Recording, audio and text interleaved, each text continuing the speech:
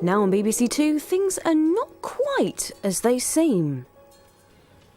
Hello, I'm Jeremy Clarkson. And I'm Jeremy Clarkson. And this is Robot Wars. Time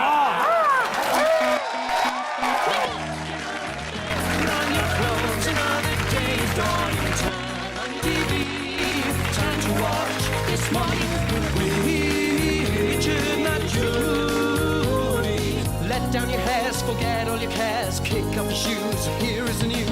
Take off your shirt, here is the dirt. Take off your pants, thanks. With Richard and Judy. For better, not worse, it's live, not rehearsed. Made for no money, surprisingly funny. Welcome your hosts, they called Richard and Judy. They have no idea, so let's see how they do on this morning with Richard.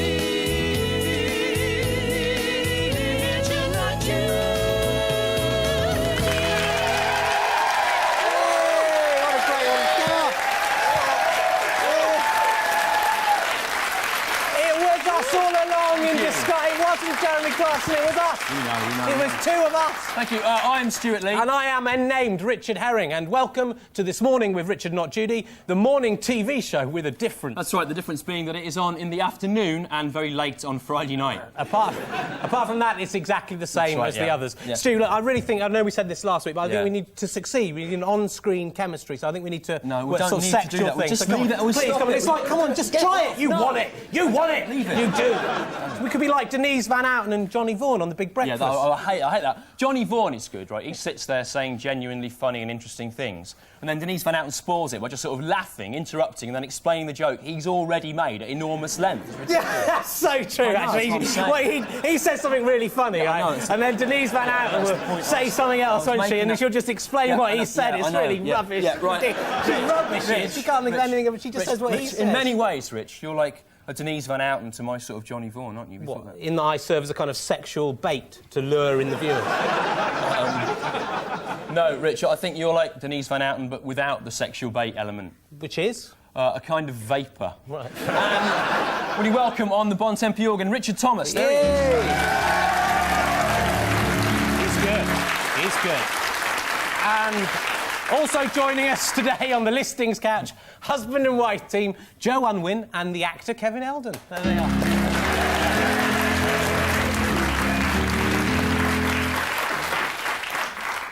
See, they've made a little action figure of Lee Hurst there. Anyway, there's one of you, Stu. Look, he's got the same haircut. Right. Now, if you were watching last week, you'll know that, like the new Labour Party, we have written down 5 unchanging aims, which we promised to achieve by the end of the series. Yeah, let's recap on those aims and see how we've done so far. OK, aim 1 is to mark Michael Flatley's imminent retirement by organising a gala performance of Riverdance involving all the dancers who've ever worked with him, and that's going to take place on Michael Flatley's face. That's right. Aim 2, to reflect public excitement at the British Winter Olympics bobsleigh bronze by sending a drunk clown to some deserted waste ground to let off a single party popper and then fall down in a puddle. Yeah. Aim 3, to counteract global warming by getting all our viewers to blow on the world as if it was soup. Aim 4, to replace the Queen Mother's dodgy hips with 2 rotating circular saw blades, making her the ideal combination of beloved public figure and useful industrial woodcutting tool. And aim 5, to avert the Gulf War by bombarding Saddam Hussein with the one weapon he could never resist. Love. Those are the aims. We haven't achieved any of them yet, but there's still 6 weeks to go. Now, it's Sunday lunchtime, so prepare to be enlightened.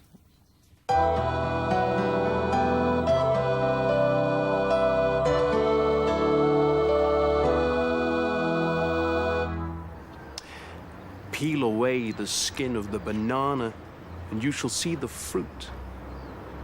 And so, as we peel away the skin of our doubts and desires, we shall see God, who is better than any banana by miles.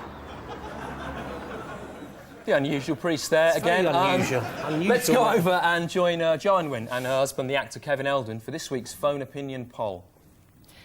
Our profit-making phone opinion poll this week reflects the current crisis in the Gulf. The question is... do you think Britain should nuclear bomb Iraq? Iraq. Dial 0891 33 88 01 for yes, but only if they've already attacked us with chemical weapons. 0891 33 88 01. Dial 0891 33 88 02 for yes immediately, even if they agree to all our demands. 0891 33 88 02. And 0891 33 88 03 if you think yes. But trivial phone opinion polls about such important issues are morally offensive and in any case are always phrased in such a way as to elicit the response the compilers desire. 0891 33 88 03. And we'll be keeping you posted on the results of that as the show unfurls. Unfurls? Yeah, like a flag or a fern. The married couple there.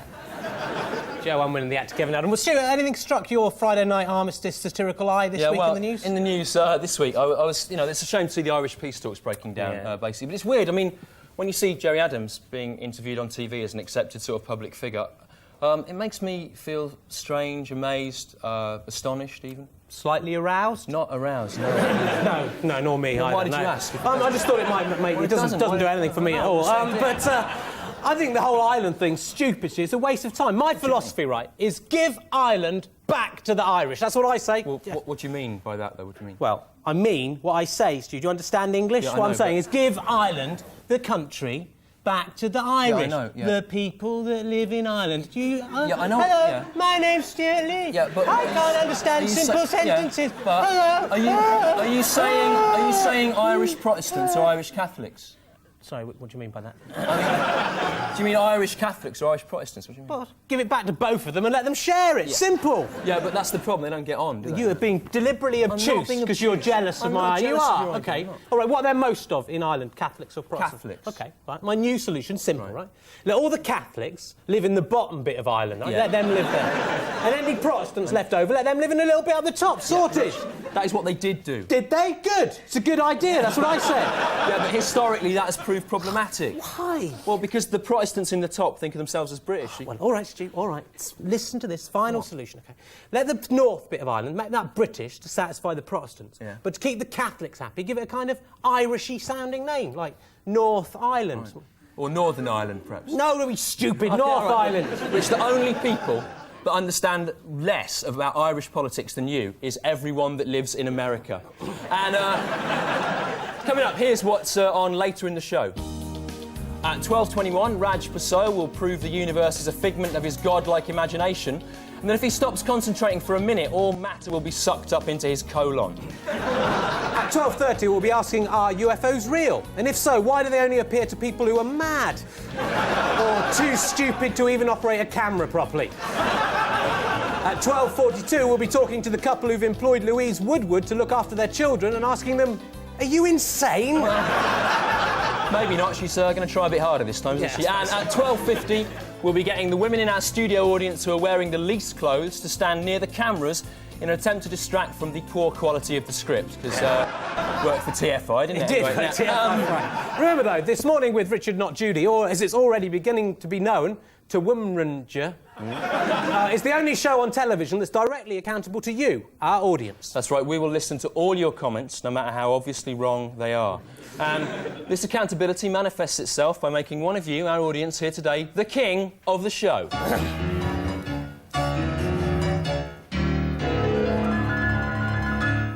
Now, as king, you're going to be spoiled bloody rotten. Oh, firstly, you'll be waited on by our two handmaidens, Trevor and Natalie. Here they come. Trevor and Natalie. They're easy on the eye. Hello, Natalie. Hi, Trevor. No, you can't speak, Trevor. We can't afford to pay him to speak, remember? Yeah. Sir, not been going so well with Trevor, Rich. No, he doesn't seem interested in me. It's such a shame, Stu. He's so attractive. I want him. Yeah. I don't think he is attractive, though. I've worked out what it is. Look at his face there, right? His face is too small. Look at that. That is a small, tiny. That is a size 5 face on a size 8 head. Stuart, you leave him alone. Don't you harm a hair on his face. There aren't any either on his face. Shut up. Okay, you right, leave him fine. alone. Right. As king of the show, you will not only be pampered by an outlandishly tall woman and an absurdly small-faced man. Stuart, leave it. You will also get to eat and drink whatever you desire from this, the Enoch Powell Memorial Trolley. Here it comes, yes. In memory of the bug-eyed, quavering-voiced wrong man who was buried this week, the usual luxurious spread is supplemented by Enoch's favourite foods from all over the world. That's right. Jamaican rum there is particular favourite. And from Russia there, we've got some Tolstoy Imperial vodka-style spirit drink. That's right. As well as writing a definitive Russian novel, Tolstoy also invented this cheap supermarket imitation vodka. Yeah, that's right. It's for people who think drinking vodka is an affectation, but feel they're too good for meths. From America, Golden Graham's, good advertising slogan they've got, of course, you get that honey taste. Yep, in many ways a better advertising slogan for honey. It's true. And finally from China, pot noodles. And in case you like eating pot noodles but are conscious about your health, Pot Noodle Light there. That exists. It does. I can't believe it. And this week, in a brave utilitarian gesture, we'll be choosing the king on the basis of whichever one of you came in with the least money. Yeah, right? We did a spot check as you came in, and our king this week, Natalie, is, let me see, the king is James Whittam-Smith. Come on. And King James Whittam-Smith there, making his way down the staircase. What responsibility on such young shoulders. He looks terrified and unhappy. But, you know, that's live TV. We didn't know it was going to be a tiny child, did we? The king is crowned. Long live the king. Excuse me. Woo. Oh. Well, infant King James, how are you? You all right? Yeah. Are you glad to be king? You came in with nothing, and look at you now. You've Yes. got all this. All of you. You've got that. this. Look. I don't think we can show that to a child of this Right, age okay. this time. I think we're breaking the laws there. Move on. Well, James, King James, sorry. You happy to be king? Yeah. Good. He's nice. To celebrate your reign, we've created a brand new cartoon series for you. Do you remember the Munch Bunch who were fruit, remember? Yeah? Yeah. Do you remember the shoe people who were shoes, remember? Yeah, I think I might. Yeah, he does remember that. And do you remember Poddington Peas who were rubbish? Remember them? Yeah, I definitely did. He does remember them. I bet you thought, little James, I bet you thought there was no other group of inanimate objects that we could anthropomorphise into cartoon characters, didn't you? Did you? Did you think that? Did you think that? Did you? Did you? Okay, I did. Did Yeah, you? yes. Did you think it or not? Answer the question. Yeah, okay, What? I did. No, I didn't. All right, sorry. Well, whatever you thought, you were wrong. Well, they live in your body and they're lots of fun, but they all need each other, one for all and all for one. They come out your belly button when you're asleep, and over to organ and they sneakily creep. At Lily Liver, Henry Heart, Barry Bladder and Beryl Brain. Yes, it's time to meet the organ gang again. Who's in Mr. Cosgrave's pedal bin today? Why, it's Henry Hart. Hello, Henry. I hear you had your friends round to tea today. And did everything go to plan? Oh. Well, why don't we tell everyone about it?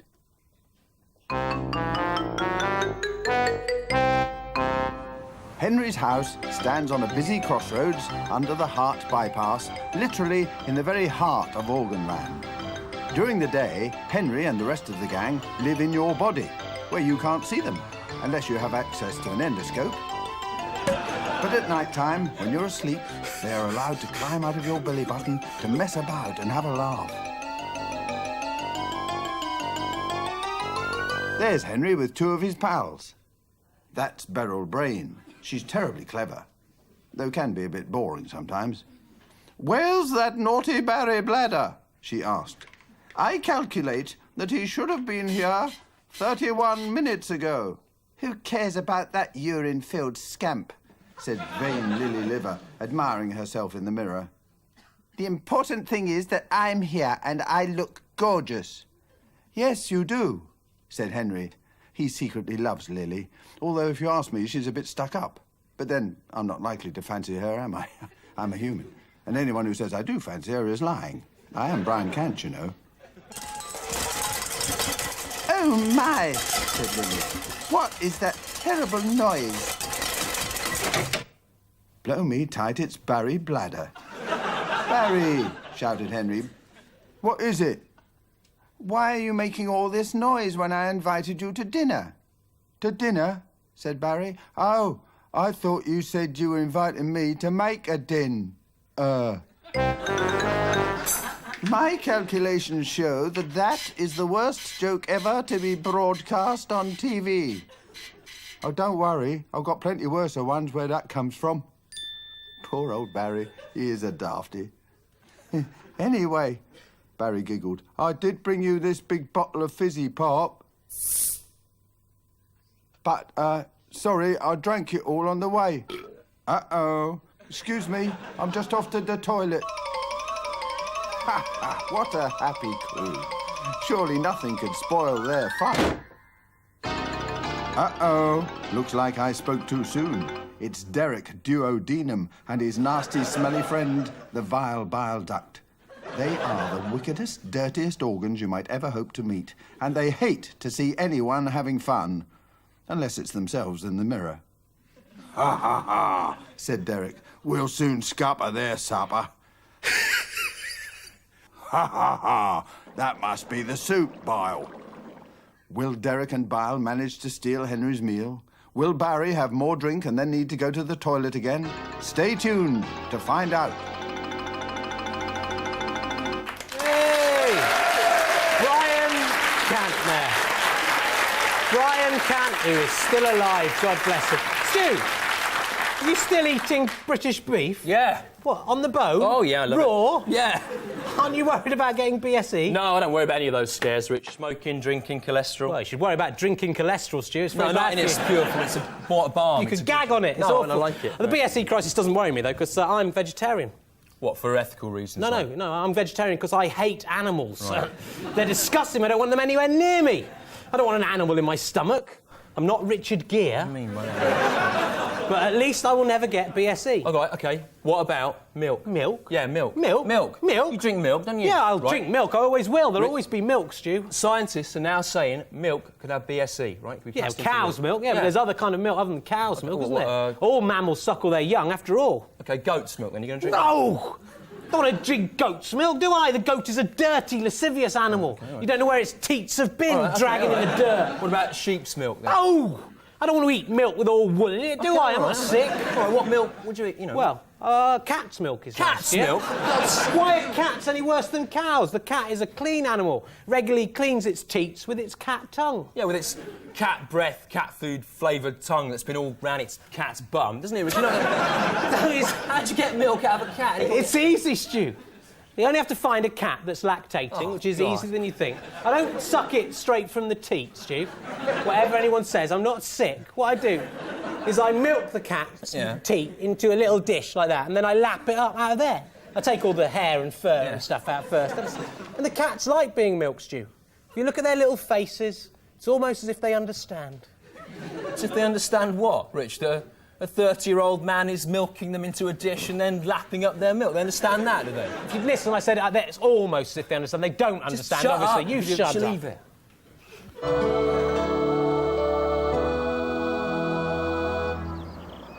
Shall a monkey that has followed the word of Christ be accepted into heaven's gates? Yes, he shall. Shall an ant that has followed the word of Christ also be accepted? No. Such is the wondrous plan of God. Now, King James, you are the new king for about another half hour. Is there any law you'd like to put into action? What is it? Yeah, that Jim Davidson should be shut up in prison. Like Jim Davidson? You put in prison. Make it so!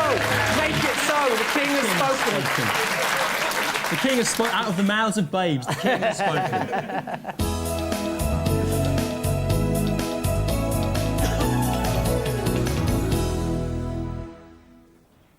Now, curiosity killed the cat. What a waste of good milk that was. But scientists have found no evidence that it can do any harm to citrus fruit.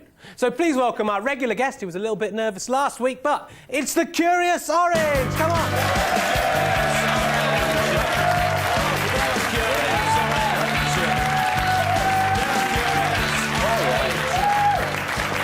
Hello, Mr. Rich. Hello, Mr. Stu. I am Curious Orange. All right, are you a bit more confident this week, Curious Orange? Yeah, a bit. I hope so. You were awful last week. Stuart, all right, give him a break, come on. It was so boring. It's It terrible. isn't boring, it's It is. interesting. He's a speaking orange. Yeah, an orange that speaks a load of boring rubbish. Stuart, It's terrible. shh, leave him alone. Come on, what are you curious about this week, the Curious? Shut up, the Curious Orange. Well, Mr. Rich, this week, this little question has been tickling my curiosity. Just hurry up. Stu! Do wasps produce honey? I mean, we all know that bees make honey, and wasps look a lot like bees, but I've never seen a jar of wasp honey for sale. You noticed that? How interesting that is, isn't it? So, an interesting I'm question. very curious to find out the answer to this curious question. Well, I can answer this one for you, the Curious Orange. Wasps will steal honey if they get access to a beehive, but they are carnivores. They usually feed on larvae and other chitinous insects. Chitinous, yeah. And they don't actually store anything in their hives. They're used for rearing wasp larvae. That's the answer. Well, I never. What a curiosity. Yeah. You never guess to look at them with their sort of yellow... So, black is eyes. your curiosity satisfied now? That was a good question, wasn't it? That I asked. Yeah, it was. quite Yeah, a good well question. done. So is your curiosity satisfied? Yes. Ladies and gentlemen, the Curious Orange. Curious Orange, there he is. That's the Curious Orange. You might not like him now, but you'll all be doing it in the playground in a month's time. Even those of you not at school will be going into playgrounds specially to do it, you pervert. Anyway, coming up now, another visit behind the scenes of the offices of the Rye and Arch magazine, The Ironic Review. Yeah, I'm very curious to see what will happen this show. Shut your...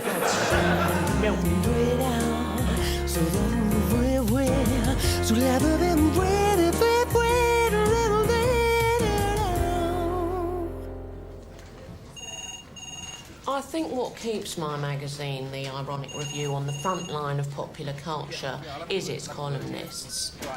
Sure, they're competitive, particularly Tony and Simon. But it's a competitiveness which breeds excellence, like the competition between cocks in a cockfight. In a cockfight, both cocks learn something about themselves and come back stronger for the next fight. Tony and Simon are certainly my biggest pair of cocks. Is my pencil, right? It's obviously my pencil. It's got my name on it. See that? Tony. I wrote that. You wrote that. Yeah, it was ironic.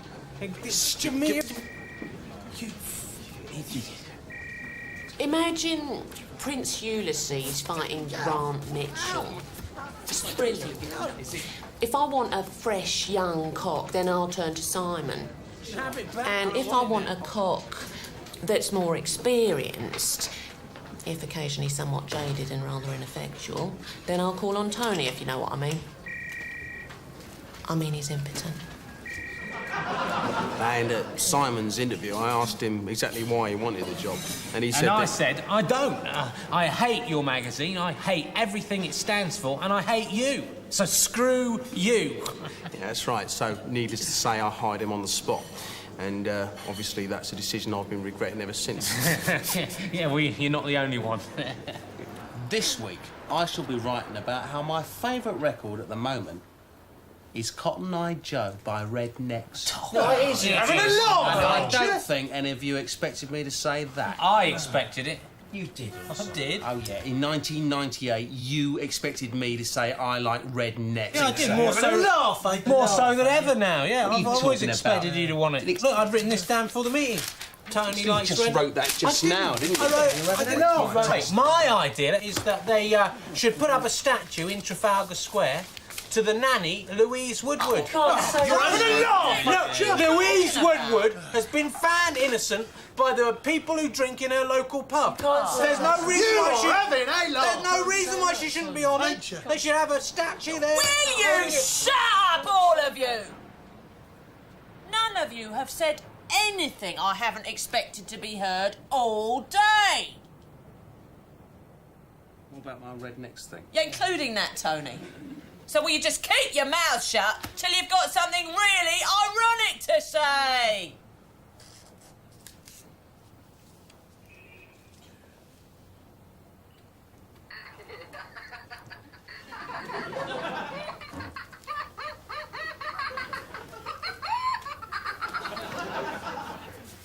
My favourite animal is an otter. All right. It is as well. All right, the otter. Let's kick that around for a bit. Otters, anyone? Some women would relish the idea of two men fighting to impress them. Horns locked like a pair of rutting stags. Sweat dripping down their muscular, bloodied torsos. But I find it a terrible bore. I'm a lesbian, you know. Oh, yeah, we get on fine. You know, it's a love-hate relationship. Yeah, he loves me and I hate him.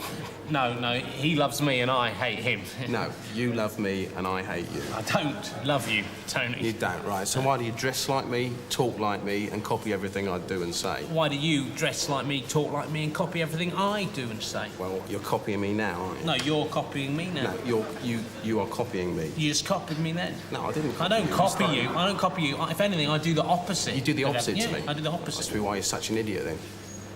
No, you're the idiot, and that's why I do the opposite. No, and anyway, you said I copy you. Don't put that in the front. Don't put that in front of me there. Got another question? You can't hide it with this pathetic. Got another question. I want to see what you want to hear. It's not very ironic, that is it? Putting flowers in front of someone. Yay!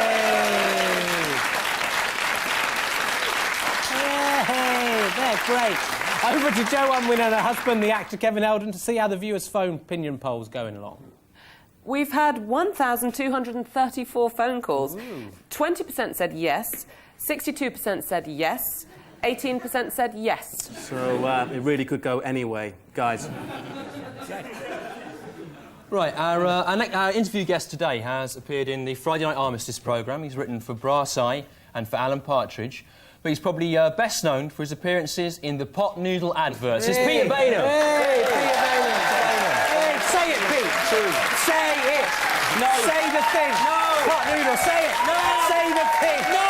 Say it. Make me do it. Say the thing that we all want to hear, Pete. Say it. What do you want to hear him say?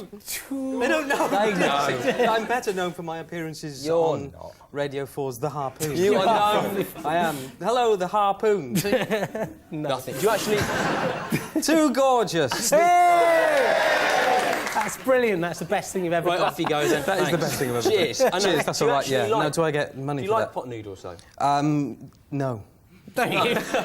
I can say that because I'm not in the adverts anymore. Oh, yeah, I noticed that. On TV, though, you said you did. Yeah, I know. I felt differently then. That was a year ago. There's a lot has changed since then. Do you like the new adverts better than the... Have you seen the new pot noodle adverts? No, they haven't. That's how successful they've been.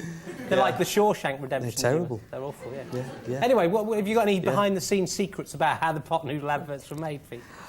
Yes, they were made with sick. Yeah, it's not that. I mean, the ones you buy in the shops aren't got sick in them. It's just that I like. It's nothing weird or anything. It's just that I prefer I like the taste of sick. Well, Pete, we didn't bring you on here just to talk about pot noodles, Pete. No. We also want you to eat some of them. So there you go. Which is your favourite flavour? This is a trick. Have you seen pot mash? Pot Pete? mash. This is That's a new fantastic thing. idea. This is like mashed potato in a pot. Yeah. This is a new thing they thought up since Pete. Are you going to eat that? It's like potato, but worse. Go on, eat it. Try one. Right. Go on, try one. On Fist of Fun, you played a kind of character who ate kind of really disgusting things. Yeah, and then for a change, I did the adverts for the pot noodle adverts. But you saw it coming. No, I don't really like talking about it because I became a bit of a monster during that time, really. Right, why? It was just, what is a crazy world? Adverts, you know, because you get to know lots of other people in adverts. You know, I became very friendly with. Do you remember the Lund Polly advert? There was. Where there used to be two pillars, talking pillars, and one would say, get away. And then it would disappear and the thing would Someone's collapse. just saying, move on to another question in my ear. Well, the thing I wanted to ask you, with one of those to ask you was, you know, you do Friday Night Armistice, yeah? The question I have is, how long does it take you and the rest of the team to apply the horrible prosthetic makeup that you wear? It's about a day. Is it? A day, yeah. Day's work. How does it feel to be like the best... Mine takes slightly less How than does the it other feel to be two, the best-looking bloke on a TV programme? Normally it would be great, but on the Friday Night Armistice, it's just all right, I suppose. And you've been writing for a cartoon as well. What's that about? Yeah. Quickly, in that's 10 called, seconds. OK, that's called Bob and Margaret, and it's about a dentist who's going through a midlife crisis. We'll all watch but he's a cartoon as well. We'll have to leave Pete there. Thank you, everyone, to Peter. Too gorgeous. Too gorgeous. Too gorgeous. Too gorgeous. Men of Achievement 1974. This week's Man of Achievement 1974 is John Anderson, Professor of Mechanical Engineering at the University of Minnesota. In 1969, he organized the National Conference on Personal Rapid Transit, and he lists his hobbies as music, golf, and tennis. Men of Achievement 1974. Oh, yeah, and don't forget you can still send in your own nomination for a Man of Achievement 1974 as long as your nomination is a man who achieved something in 1974 and then paid for himself to appear in this book, Men of Achievement 1974. Rich, I see you're sipping a tiny amount of milk out of a doll's cup. That's not dance, Stu. Anything unusual Cat milk, is it? No, it isn't cat milk. You get more milk than that out of a cat, wouldn't you, you idiot? This is mouse milk, Stu. Yeah. Just for a treat, you know. It must be difficult getting enough, milk out of mice. Well, that is the problem with milking mice, the quantity. Yeah. I did once try to farm mice commercially for their milk once, but it didn't really work out. Lost a lot of money, because you herd a load of mice into a field, they just kind of escape under the hedges and stuff like that. And then when you get them into the milking place, the milking machines are too big. They're designed for cows, So the mice kind of get sucked into them. You get a kind of milk. Right. Sort of pepperami milk. Yeah. But you look at the little faces of those mice as they're flying up the tubes. It's almost as if they understand, Stu.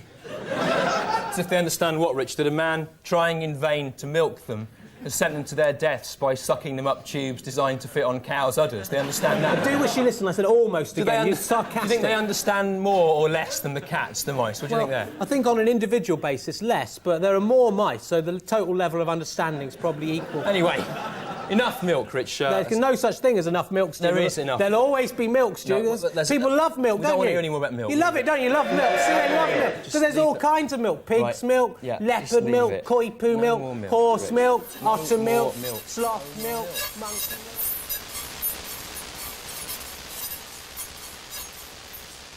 I am Roger Crowley. Destruction follows me like a shadow. On Tuesday, I filled a parcel with maggots and posted it to the Prime Minister of Canada, whoever he is. Let the mayhem commence, I cried as I walked back from the postbox. By the time he opened it, the maggots would have hatched, and all the flies would burst out into his face, thus. On Thursday morning, my doorbell rang. The postman had a parcel for me. I tore it open before I had a chance to read the label. Insufficient postage returned to sender, and the flies swarmed into my house. My plan had failed. But imagine if I had succeeded. Imagine what those flies might have done. Oh yes, my friends, one day you will all see my power.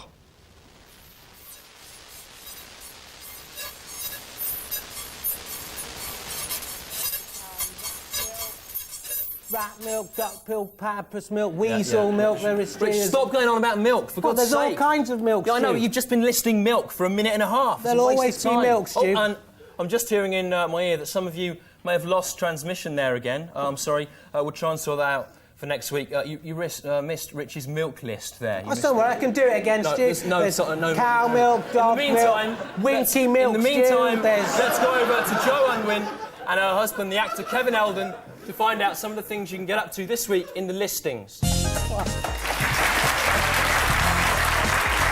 Thanks, fellas. Thanks. Well, her mouth is cocked and loaded with words, so when you're ready, Jo... Fire! The Unusual Cottage Cheese Shop is having an opening ceremony this week in London's Covent Garden. Lionel Cosgrave of Acton's Unusual Cottage Cheese proved so popular with friends and neighbours that he hopes to produce it on a commercial scale. The cheese is made to a secret formula and costs £500 for a small punnet. But Lionel explains that because he's only able to produce half a teaspoonful of the cheese a day, Lionel says, my unusual cottage cheese is full of vitamins and is suitable for vegetarians, unless they're very strict. That sounds absolutely delicious, doesn't it? Doesn't it? Yeah. And the Admiral Insurance Awards for Unfulfilled Promise will be held in Glasgow on Sunday. It will be hosted by Ross Thingy, who used to be in EastEnders, but left to find more challenging work and ended up playing a Scottish Admiral Nelson on a low-budget insurance advert before being sacked. Nominees include Paul Squire, Rednecks, Colley Kibber, the 18th century poet laureate, and Leon Herring of This Morning with Richard and Judy. Well done, boys. Good luck with that one, lads. And that's all the events for this week. Hey, guys, I was just thinking, shame old Tony Blair's wasn't nominated for that Unfulfilled Promise Award, you know. He's not really lived up to expectations, has he? Well, Only been in the job for about 6 months. A bit early to judge, isn't it? Yeah, but, yeah. But what? Well, I think he's done all right, given, the time and everything. Yeah, So what is it? Do you think he's lived up to expectations or not? I don't understand. Is it too early to judge? Too early to judge or what? Yeah, it's too early. What did you say? I said it's too early. Are you happy?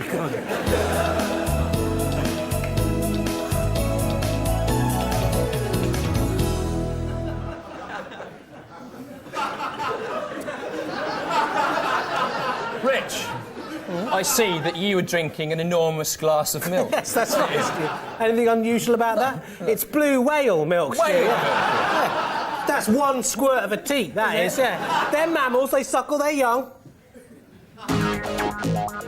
Like all mothers, Mother Nature pretends to protect us, but is all the while scheming to attack us for her own pleasure. Hi, I'm Greg Evigan, BJ from BJ and the Bear. Of all God's things that he has made, the one that there is the most of is insects. There are more insects than you could count ever.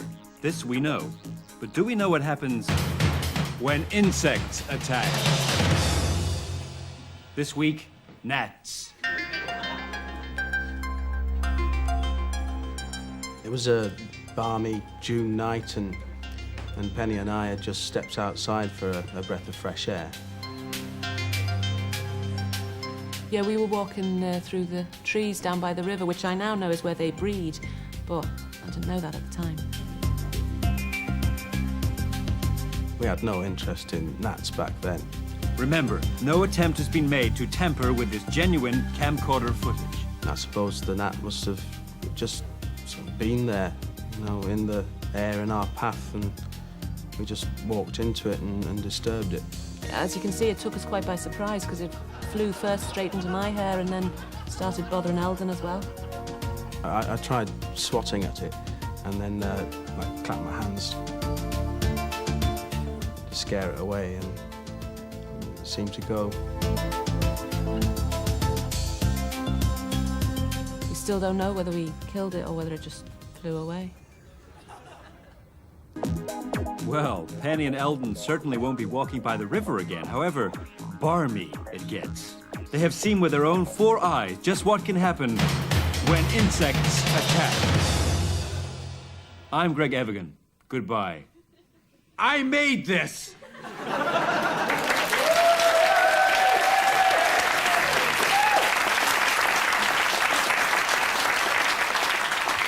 At this point, I was going to ask the King a question about Prince Geoffrey of Brunei, a hotel room and 40 prostitutes, but it seems inappropriate given his age, so instead I'm going to present him with this Power Rangers action figure. I'll treasure it forever. He'll treasure it forever. The King has spoken.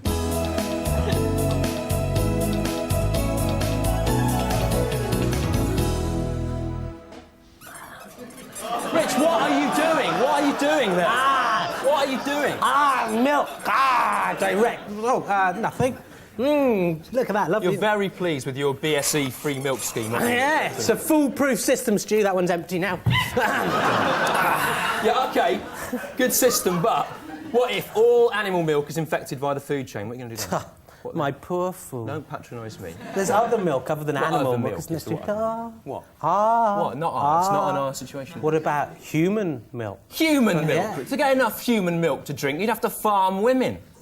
Yes, Stu. You look as if you do want to do that. Look, if I wanted to farm women for milk, I would have to kidnap some, keep them in battery chicken coops, then every day the women would have to suckle me, and I'd have to store their milk in my cheeks, then spit it into churns, which I would sell by the roadside to passing motorists. You've thought it through, haven't you? Yeah. You sound like you do want to do that. Yeah, I said if I wanted to do that, I would do that. And I do want to do it, so I do! You can't do that to people, Rich. You can't... Stu, they like it. The women like it. If you look at their faces, it's almost as if they understand. You are sick. You are sick. I'd ask you this question, Stu. What? Who is the real sick man in this so-called society? Is it the ordinary, normal man who makes an honest living farming kidnapped women's milk, which he spits along with some of his spit into churns, which he then sells to unsuspecting motorists? It's not looking good for this Wait, man. All right. wait, until you hear the alternative. Or is it the businessman in his suit and tie, milking the system to make upwards of £12,000 a year? It's the first one again, Rich. It's the the milk-spitting, mouse-farming bloke, that's the sick one. The businessman's done nothing wrong, has he? It's closer than last week, though, wasn't it? Worse in many ways, further away. Well, I didn't think it through. Think it through. Well, you I know. didn't think it through. Are we going to join us at the papers? Yeah, will you, to join us, have a look at the papers, will you welcome back Peter Bainham, please? Hey! 1 moment of confusion in 2 weeks. It's been good. I agree with you. How long have we got here, anyone? So, Pete, what has literally caught your Friday night My armistice? Friday night armistice. Literally this week. Every week you can say that, isn't it? Is my Friday night armistice satirical. I was caught by the story about Stephen Hawking in the papers, where he said the universe originated, it was the size... He said it was similar to a pea-like thing. Before the Big Bang? Yeah. I think he's confused everything with just peas, basically. Yes. When he says it's pea-like, do you think he means that it was the size of a pea, or that it was really massive but had the qualities of a pea? Yeah, it was infinitely large, but was pea matter. I think he's wrong, right? Because, like, let's just take this table, right, for a start, right? This is just a selection of a few of the things that are in the universe. Like, by no means the majority, right? Let me try by no means. By no Some means. things. Probably, like, less than 50% of the things in the universe are here. I reckon if I tried to put these all together... Like, I'm never going to get that down to the size of a pea. So how... He hasn't thought it through, Stephen. Pure science, Rich, there. I think he says these things because he's cleverer than anyone else in the world, so nobody can disagree with him. Yeah. Right. So he could say the universe is like a child's dress, and we... the cheap child's dress. And we can't prove he's wrong. He certainly is a mad genius, isn't he? He could be in a James Bond film undersea. I am going to destroy the world with my pea matter gun. Have you read The Brief History of Time? I have, yeah. Well, I got as far as anyone else, which is up to chapter 3. Yeah. And nobody gets any further. And if you have to actually look for chapter 4 onwards, there's nothing there. It's just pictures of Stephen Hawking spending loads of money after that. And there's the instructions to his voice A brief box history of time, but it wasn't brief enough for me. Wow, that was like real satire we did there. It was, Pete. Thanks for having us along. We did attack. Give him a big round of applause. It's Cotton Noodles, too gorgeous, Peter Bainham, there he is.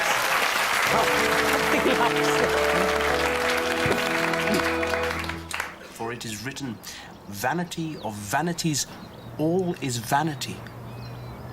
But only I have realized the true meaning of that.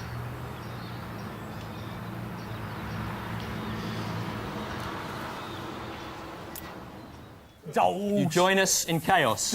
Something An unusual image there. It's the end of the show. This final section is going to be directed by the BBC's new blind director. Yeah, he just did the previous bit as well. So it went well. But that particular shot was actually shot by a sighted cameraman. Yeah, check your prejudice in. You're the sick one. Just time to get the results of the phone poll from Joanne Wynne and her husband, the actor Kevin Eldon. Yes, and as you remember, the question was, should Britain bomb Iraq? Iraq. Please. And we had 1,270 phone calls. The results are 20% said yes, 62% said yes, and 18% said yes. Yes. Pretty conclusive there. Right, next week, the king of the show is going to be our oldest viewer. So if you think you might be the oldest person watching the show, then write to us, tell us how old you are, and if you're the oldest viewer, then you could be sitting there with that very young person sitting. Yeah. Oh, the irony. That's right.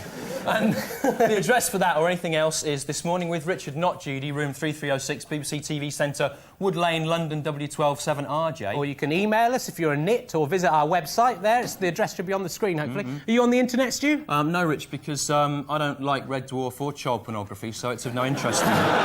Hopefully next week you'll get to see the second part of the Organ Gang, and maybe without a vicar over the top It's of it. Sunday. I don't know. So let's end with a hymn. He's got the whole world in his hand. Stand up, put on your Church of England hats. Join in at home. 1, 2, 3. He's got the whole world in his hand. He's got the whole world in his hand. He's got the whole world in his hand. He's got the whole world in his hand. He's got you and me, brother, in his hand. He's got you and me, brother, in his hands. He's got you and me, brother, in his hands. He's got the whole world in his hands.